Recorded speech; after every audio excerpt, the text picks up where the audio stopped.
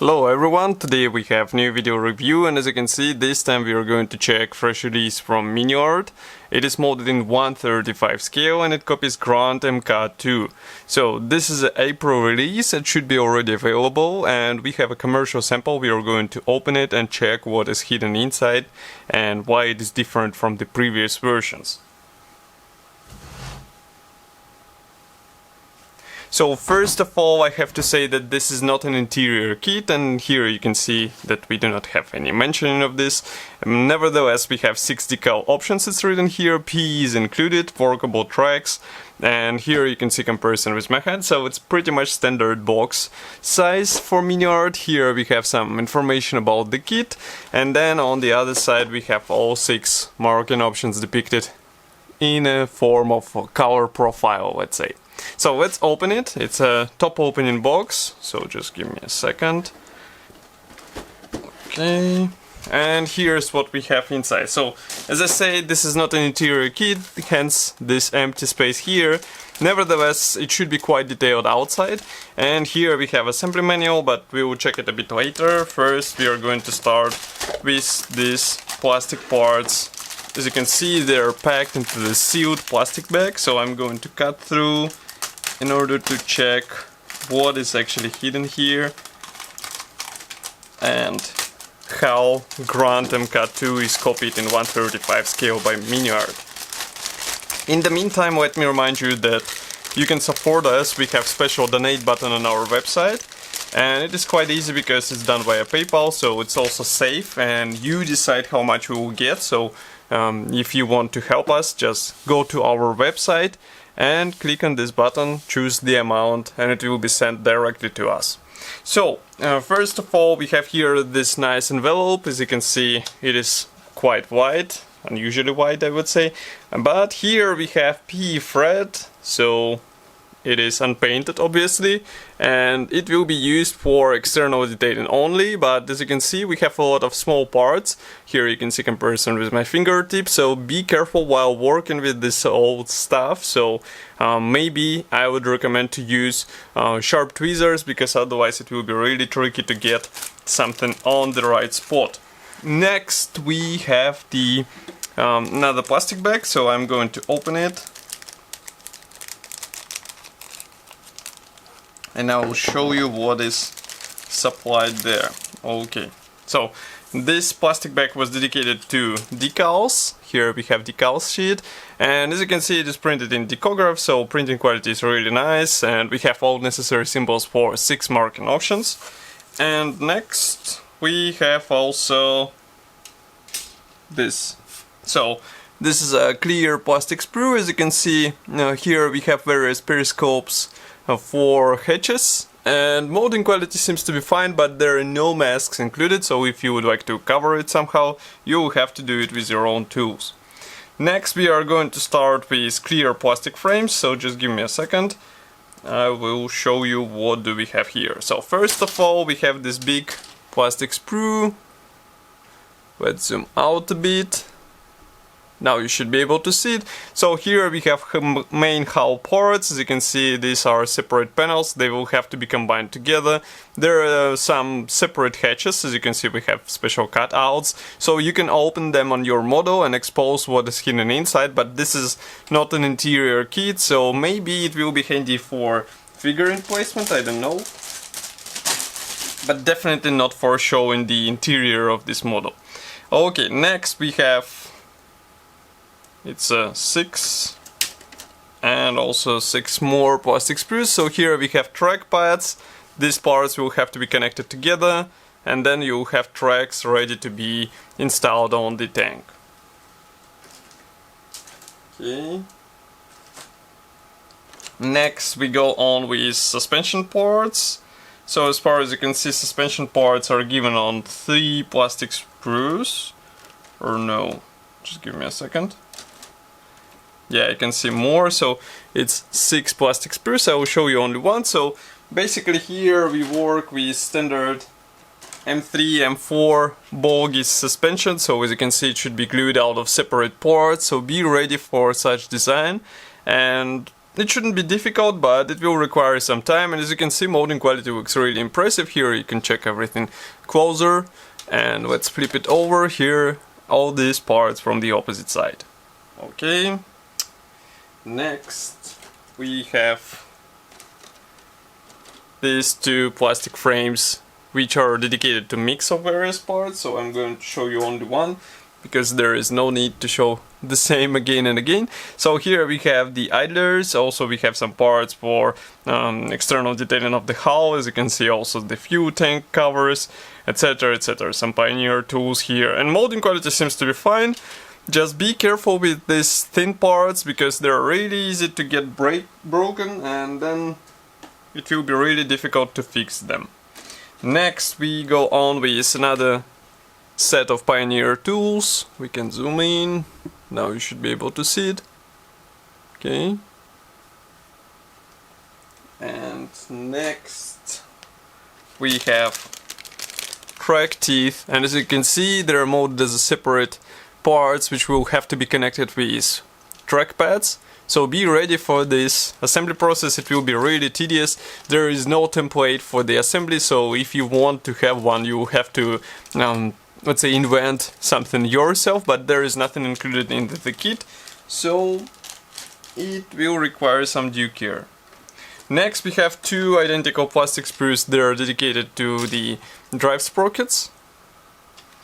Another sprue comes with main turret, and here quite interesting is the thing that this turret is molded as a one-piece part, as you can see. So, and we have quite nice casting surface here, all hatches are separate, and here you can see what we have inside. Okay. Next we go on with side skirts. These are molded as one-piece parts as well, and this is quite a reasonable solution, I would say, because otherwise it would be tricky to get this into the right angle. But here we have minor amount of flesh, so you have to use sharp knife in order to clean it, and here as well, by the way, so it's quite surprising, to be honest, but I mean, we have what we have, so it will be necessary to deal with it somehow. Okay, next we go on with road wheels. So road wheels are supplied on 4 identical plastic sprues. Here they are. These are one-piece parts. As you can see, they are molded together with rubber sections. So you have to be using the brush, of course, because otherwise it will be really tricky to paint them. Or maybe there will be some aftermarket masks which will help you with proper painting process. Next we go on with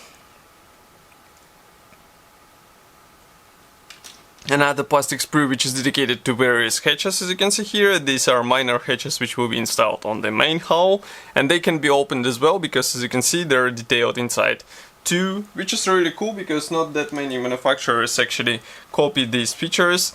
Next we go on with machine guns, and this look okay for out of the box build, but if you would like to have something better, it's obviously worth getting the metal replacement which will improve detailing. Next we have various hatches for the top turret. As you can see, it is a 2-part hatch, and here you can check what we have inside.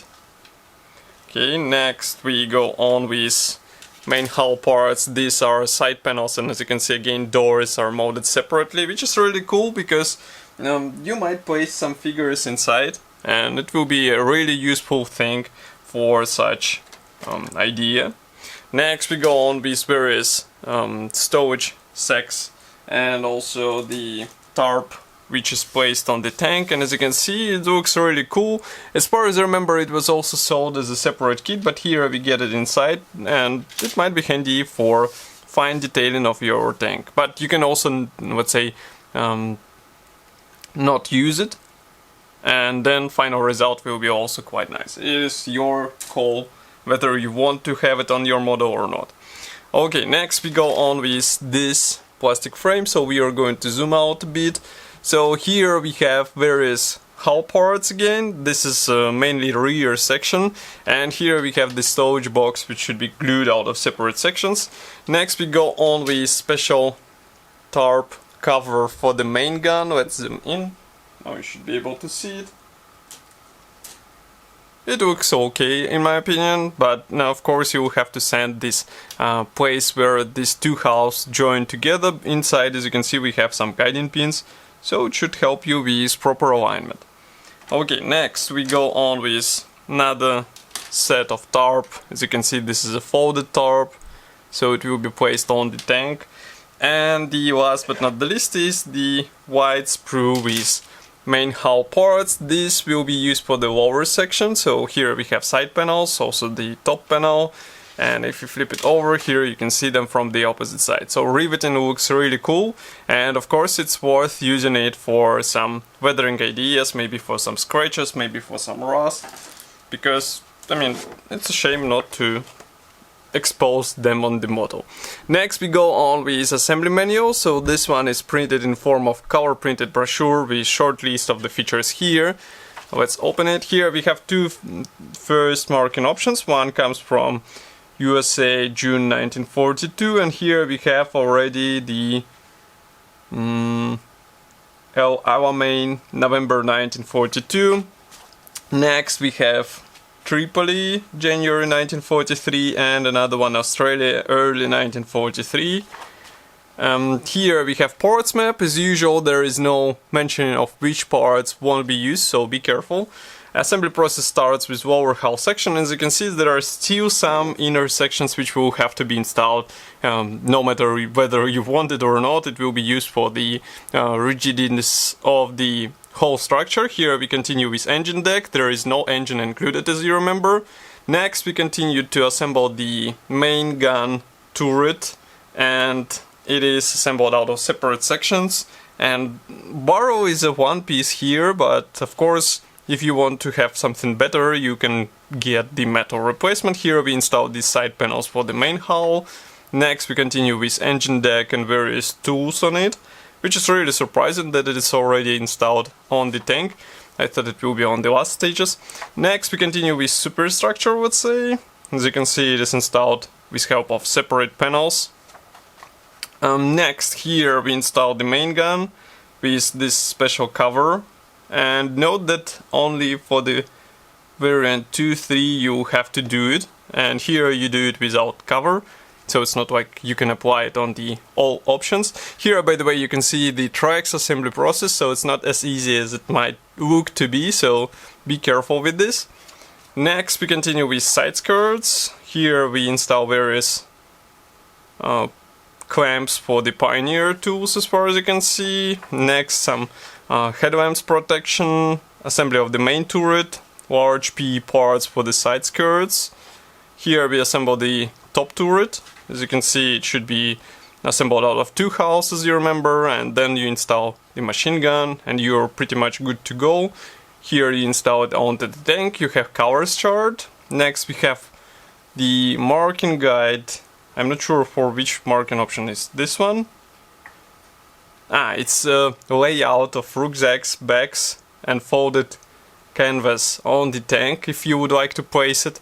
Here we continue with another marking option from Iraq, June 1943. Here we have Australia, spring 1944, and then we have some other kits in the same scale which might be handy with this kit. This one we reviewed already, you can find it on our YouTube channel. And here we have the previous Grant Mk.II, which was also reviewed on our YouTube channel.